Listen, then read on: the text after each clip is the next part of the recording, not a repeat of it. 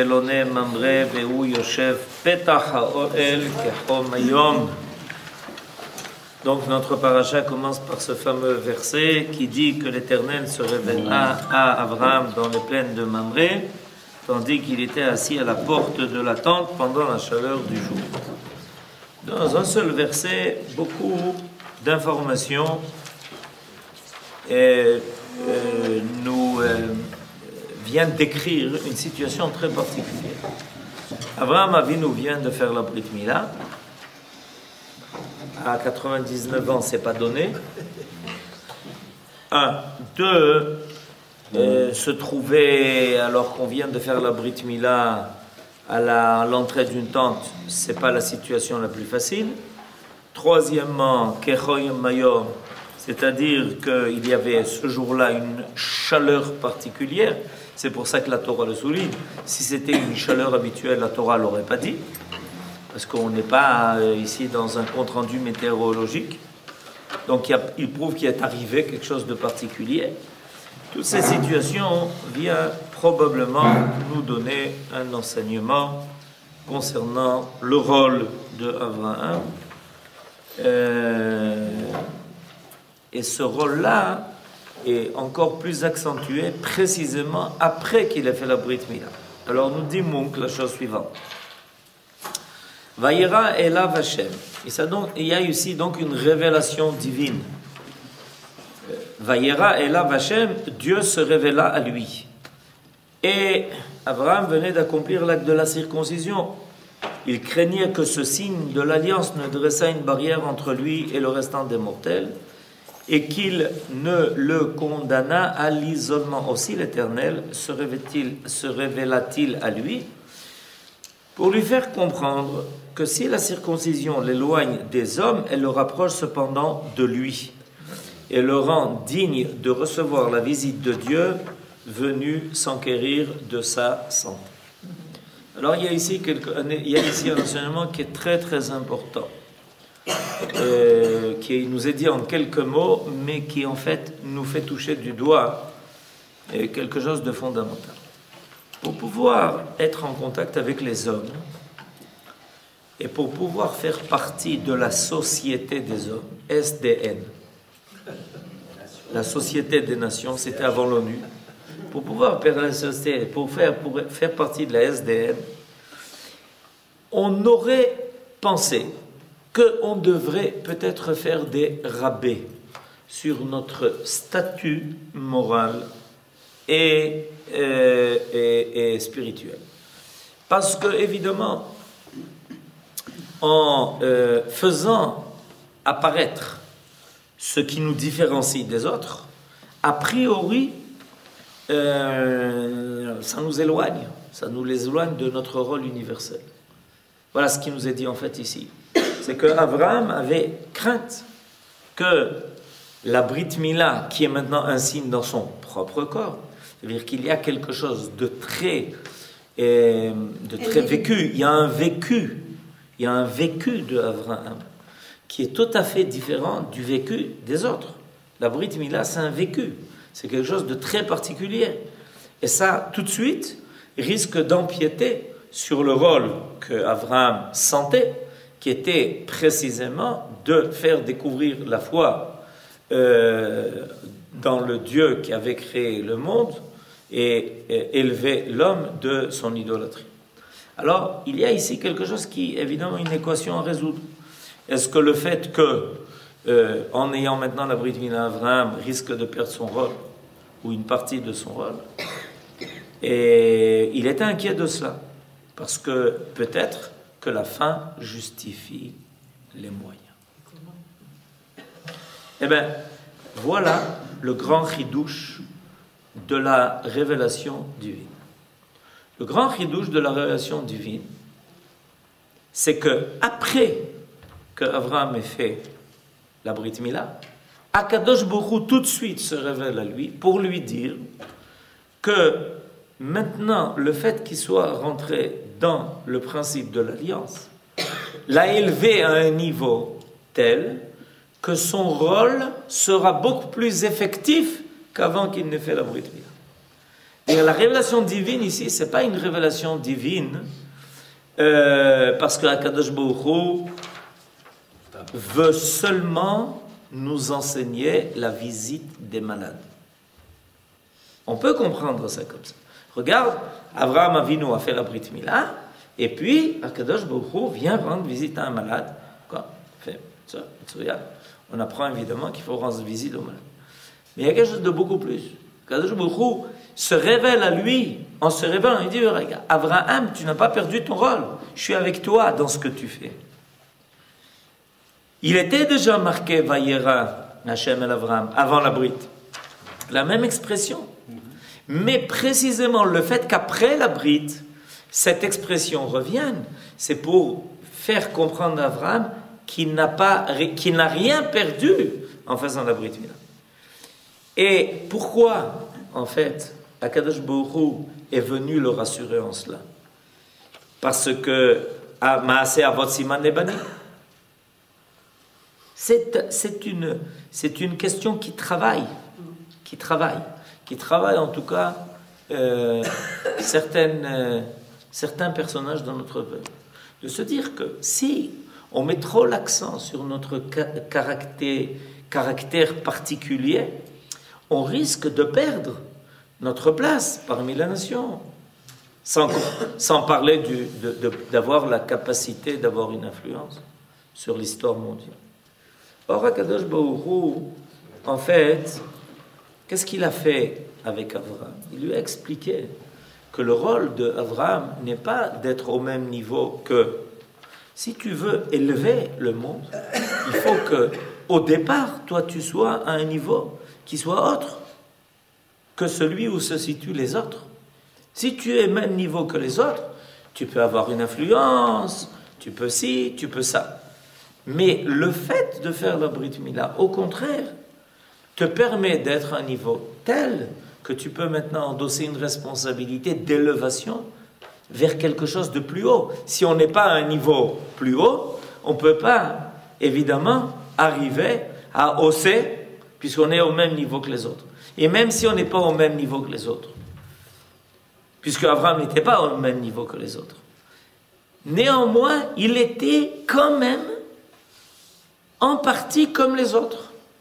La Brit Mila l'a fait complètement changer de statut, de niveau. Et Abraham est à un niveau tel que maintenant, il peut, en s'élevant lui-même par cet acte-là, par cette démarche, c'est une démarche. La Brit Mila, c'est pas... Aujourd'hui, on le voit évidemment parce qu'un père le fait avec son bébé à l'âge de 8 jours. Mais il y a une démarche, il y a une prise de position, il y a quelque chose qui est dit par là. Oui, ça. Pardonnez mon ignorance, mais comment se fait-il qu'Abraham se soit circoncis? Enfin, je ne sais pas. Comment en est-il arrivé à cette... Il a reçu l'ordre. Mais c'est la demande de voilà, Dieu. Ça, il a reçu l'ordre. Il a reçu l'ordre à la fin de la paracha de la semaine passée, paracha de la Bracha. Il y a eu un ordre divin parce que c'est un grand chidouche. Un homme ne va pas prendre une initiative pareille par lui-même. C'est un grand chidouche. En fait, dans le Zohar, l'alliance est prévue. Et puis, il y a toujours quelqu'un qui doit se porter volontaire, c'est-à-dire, en fait, qu'il soit être disposé à cela. C'est-à-dire, en réalité, l'idée fondamentale de l'homme, c'est l'homme en alliance avec Akadosh Baruch Hu. C'est l'idée fondamentale de l'homme. Ça doit apparaître dans le monde. Et Akadosh Baruch Hu attendait la maturité de Abraham, sinon pourquoi il a attendu 99 ans? Parce qu'il y a une maturité qui se fait. Cette maturité, c'est une maturité morale, spirituelle, une maturité de conception, une maturité de conception de la vie, une maturité de conception du rôle de l'homme sur terre, une maturité de sa responsabilité morale. C'est ce qu'il va nous dire maintenant. Mais cette nouvelle dignité confère des responsabilités accrues. En contractant l'alliance, Abraham devient père d'une multitude de nations, puisqu'il ne s'appelle plus Avram, mais Avraham, Avamon Goyim. c'est-à-dire investi d'une responsabilité morale pareille à celle qui repose sur le père à l'égard de ses enfants. Les descendants de Abraham, du patriarche, portent également en tant que Bnei Brit. C'est comme ça que l'on définit les enfants d'Israël, Bnei Brit, les enfants de l'Alliance. C'est-à-dire que nous découlons de cela. Nous découlons, notre vie, notre présence dans l'histoire découle de l'idée que nous sommes en alliance avec Akadosh Baruch Hu. Cette notion, elle est importante. Pourquoi? Parce que l'homme peut mener sa vie individuelle ou collective et diriger l'histoire comme s'il était complètement indépendant du but et du projet divin. Voilà, j'ai ma vie à mener. Comment les gens disent? Ah, je mène ma vie. Ah, je mène ma vie. Qu'est-ce que tu fais? Ben, je mène ma vie. Ça veut dire quoi? Tu mènes ta vie, mais ça veut dire quoi? Ta vie, quel rapport elle a avec la vie? Et est-ce que ta vie est une part de l'ensemble du projet divin? Est-ce que le projet divin pourra passer par toi? Ou alors tu mènes ta vie et tu amènes ta vie et tu prends ta vie et tu vas avec ta vie où on te perdre je ne sais pas où. À partir du moment où on définit Israël comme étant Béné Brit, ça veut dire que notre vie collective, de façon évidente, et individuelle, cette fois-ci sous l'influence du libre arbitre, est censée révéler l'alliance de l'homme et de son créateur. Il y a une comment dirais-je, oui, un travail qui se fait à deux. Un travail qui se fait à deux. Une interaction. Il y a un travail qui se fait entre Akadosh Baruch Hu et l'homme et Akadosh Baruch Hu. Akadosh Baruch Hu crée tout et tout est bloqué. Pourquoi? Parce qu'il n'y a pas la présence de l'homme. La présence de l'homme débloque tout. C'est-à-dire qu'elle débloque quoi? Elle ne fait pas apparaître les buts de la création. Les buts de la création, ils ont été fixés. Ce n'est pas l'homme qui crée les buts de la création. Il les révèle. Il permet l'enclenchement des processus qui vont faire que les buts vont être atteints. Les buts ont été fixés. Ils sont en filigrane dans la création. Mais pour qu'ils se réalisent, il faut quelque chose qui puisse les faire apparaître. Et l'homme, par sa présence, fait ça. Ça s'appelle Brit, ça. Ça s'appelle Brit. C'est ça l'alliance. L'alliance, ça veut dire qu'à Kadosh Baruch Hu, on travaille ensemble. Toi, tu as fixé les buts. Moi, je suis là pour mettre en place les moyens.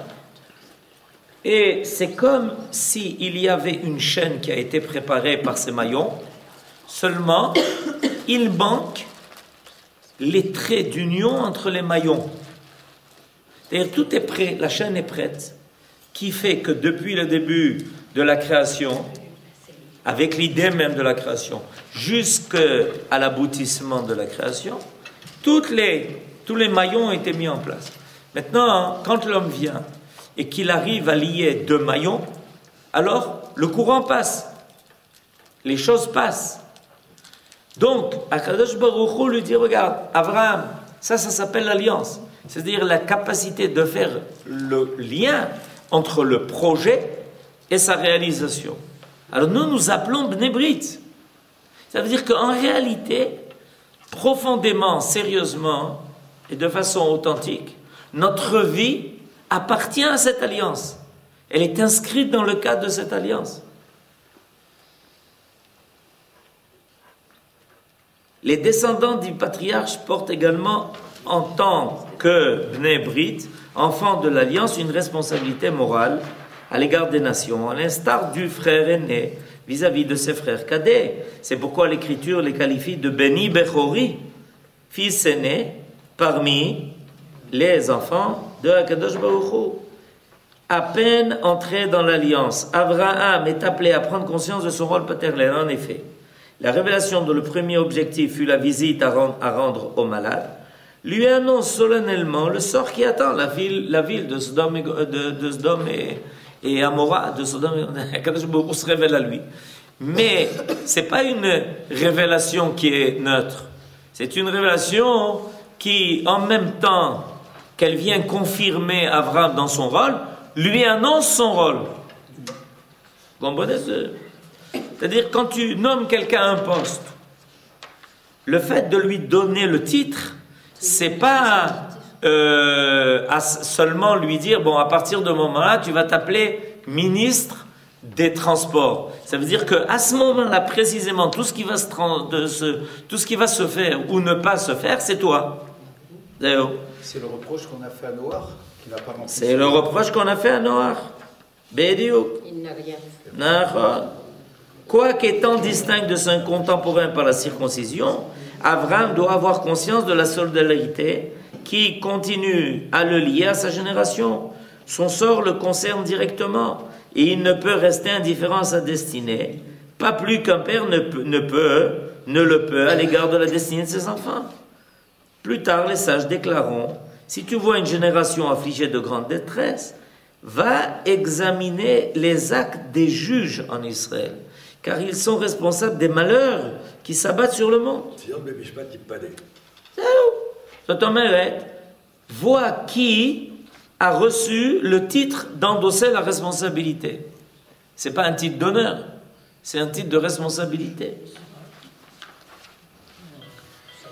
Et il était, Abraham, assis à la porte de la tente, attitude typique d'Abraham, assis au pied de son maître pour recevoir la leçon divine. De même, Israël reste assis à la récitation du Shema Israël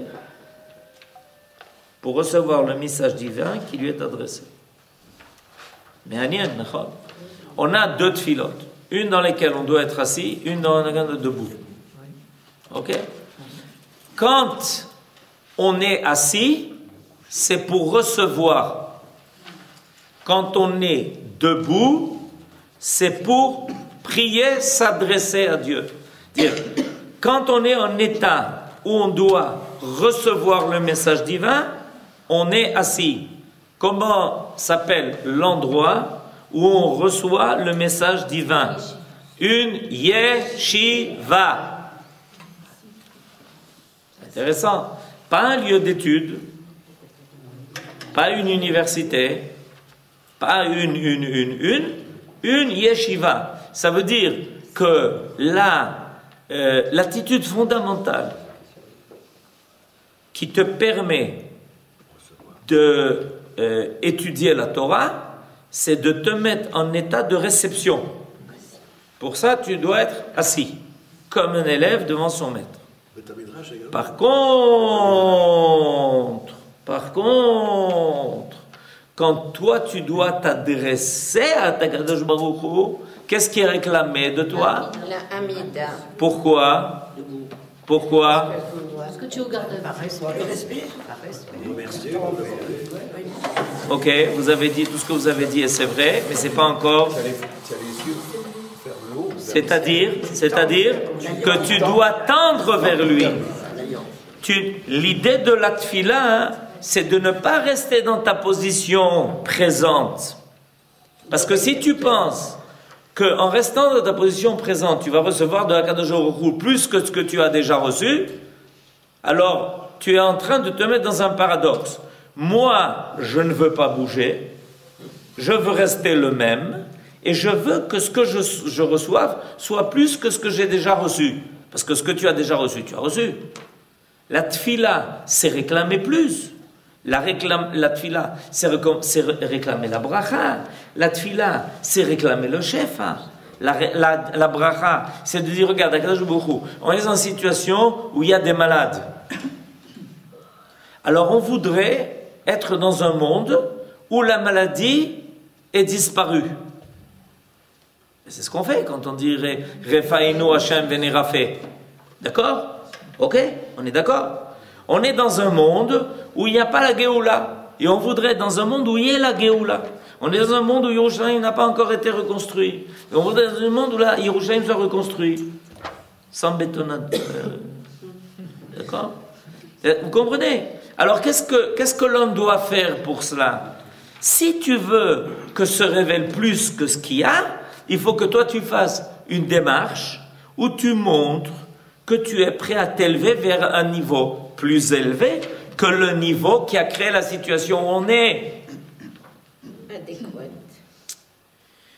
Vous comprenez ce que je veux dire? C'est-à-dire, s'il y a aujourd'hui les situations qui existent dans le monde, où il y a des bayot, et il y a des tsarot, et il y a des milchamot, et il y a des gens qui sont malades, il y a des gens qui souffrent, il y a des gens qui ci, et des gens qui ça, ça veut dire que nous, les hommes, nous avons créé une situation dans le monde qui convient exactement à la situation que nous voyons. C'est le reflet bidiouk de ce que nous avons établi. On a dans les informations le reflet de ce que nous, les hommes, avons installé. Voilà ce qu'on a installé. Si on te dit, hey, mais regarde ce qui se passe. Comment, qu'est-ce qui se passe? Mais c'est toi qui l'as fait. Moi? Bien sûr. C'est toi qui as fait ça. C'est toi qui as créé ces situations. Toutes les situations qui sont négatives dans le monde, nous les avons créées. D'accord? Ok. Alors maintenant, qu'est-ce que tu viens dire? Mais on voudrait que le monde soit meilleur. Pas de problème. Sois meilleur. Qui? Toi. Donc pour ça, tu dois te lever. Tu dois t'élever. C'est pour ça que la Amida, on peut appeler ça de notre nom, mais les mots veulent dire ce qu'ils veulent dire.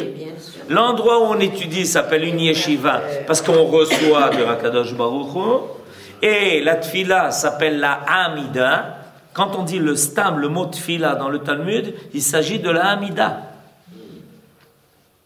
Dans le Talmud, le mot tfila, vous, quand vous dites le mot tfila, vous traduisez par prière. Pour vous, c'est toute la prière. Mais selon le Talmud, la tfila, c'est pas toute la prière.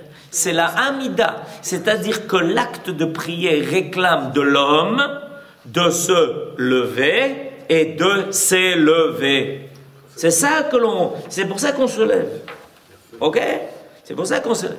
Alors, à partir de là, Akadosh Baruch Hu dit, vous voulez vous-même vous élever. Vous avez décidé d'être meilleur. Donc vous voulez changer le statut du monde. Si vous changez le statut du monde, à ce moment-là, les décrets qui vont apparaître dans le monde seront différents que les décrets qui apparaissent dans le monde avec le statut qu'il a aujourd'hui. C'est ça l'idée fondamentale de la tfila. L'idée fondamentale de la tfila, c'est que l'homme décide d'être meilleur à la tfila. C'est ça sa démarche dans la tfila. Que l'homme décide d'être meilleur. En décidant d'être meilleur, il permet donc au monde d'être autre que ce qu'il est. Donc, on voit Abraham assis à l'entrée de sa tente. Mais bien sûr, pourquoi? Parce qu'il attend le message divin. Il est récepteur. Il attend le message divin. Il se prépare. Et voilà ce qui lui arrive d'ailleurs. C'est ce qu'on nous dit. Vehu yoshev petach haoel kechom hayom. Et il est assis à l'entrée de sa tente alors que la chaleur du jour se dégage. Mais ça nous explique la deuxième partie du verset. Pourquoi Vayera elav Adonai. Pourquoi Dieu s'est-il révélé à Abraham? Parce que Abraham s'est mis en position de réception. Et entre nous, c'est pas seulement en s'asseyant, mais en s'asseyant avec la Brit Mila. C'est-à-dire que quel est le cadeau énorme que l'on fait à un bébé à l'âge de 8 jours? C'est qu'on lui permet d'être réceptif à un degré qui soit divin et qui dépasse le cadre de la nature. Le cadre de la nature habituelle de l'homme, c'est son Brit Mila. Et en lui faisant la Brit Mila, on fait de lui un réceptacle qui lui permettra d'être en contact avec quelque chose qui dépassera la nature. Comment on lui permet ça? Parce qu'on lui a fait dépasser la nature. En faisant la Brit Mila, on a élevé l'homme au-dessus de la nature. On est sans Brit Mila. Donc si on est sans Brit Mila, c'est la nature. Et en prenant l'enfant, et en lui faisant la Brit Mila, on lui dit, non, non, tu restes pas là-bas. Tu restes pas au niveau de la nature. On veut t'élever au niveau numéro 8, qui est le signe de l'infini. Qui est le signe de l'infini. On veut t'élever au numéro 8. Le 8e jour, on veut t'élever au numéro 8. On veut t'élever au-dessus d'un niveau qui soit un niveau naturel. Et à ce moment-là, tu pourrais être réceptif à quelque chose qui dépasse la nature, c'est-à-dire au côté divin. Alors Abraham donc se trouve comme ça, après avoir fait la Brit Mila, il sait qu'il a acquis ce niveau de plus, et il est en état de réception. Donc quand Akadosh Baruch Hu lui se révèle à lui, mais il n'est pas surpris, parce que c'est Abraham Avinu qui l'a invité. Alors là, on est en train de dire quelque chose d'un grand chidouche. Parce que jusqu'à présent, qu'est-ce qu'on vous a appris au Gan? Que Hachem s'est révélé. Ça, c'est la première chose qu'on vous a appris. La deuxième chose qu'on vous a appris au Gan, c'est quoi? Que Avraham Avinu était à l'entrée de la tente pour pouvoir recevoir les invités qui éventuellement passeraient. Et qu'est-ce que je viens de dire? L'invité, c'est Akadosh. Que l'invité, c'était Akadosh Baruch Hu. C'est-à-dire que le premier invité que Avraham a bémet voulu, c'est Akadosh Baruch Hu. C'est pour ça que le premier invité qui se présente à Avraham Avinu, ce n'est pas les invités qui vont venir bientôt et qui ont l'air de trucs, c'est Akadosh Baruch Hu, c'est-à-dire l'invitation s'est faite d'elle-même à partir du moment, vous comprenez? Ça c'est important, on crée des situations où on invite, quand on vient au Beth Knesset, ben, on vient pour la Shrina. On sait que notre démarche nous permettra de rencontrer quelque chose de plus. Et comme ça, toutes les autres situations qui apparaissent. Assis à la porte de la tente d'Israël, pour accueillir tous ceux qui veulent entrer dans l'Alliance. Assis à la porte de sa demeure, pour y offrir l'hospitalité à tous les étrangers, quelle que soit leur religion. Assis à la porte de l'enfer, pour le condamner à quiconque porte le signe de l'Alliance, comme dit le Midrash, que Avraham Avinu...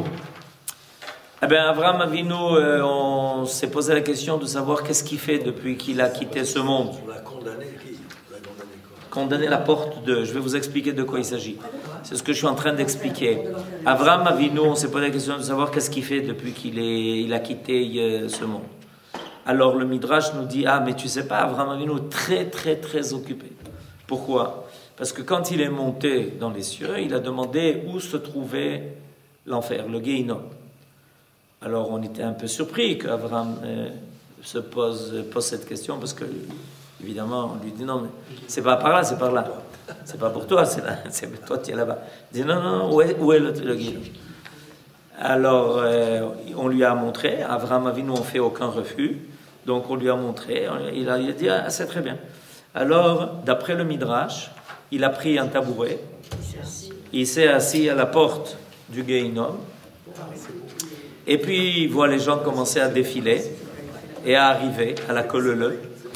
Et chaque personne que l'on pousse vers cet endroit-là, pas très sympathique, Avraham lui dit, dis-moi, comment tu t'appelles? Je m'appelle Reuven. Reuven, mais tu as fait la Brit Mila.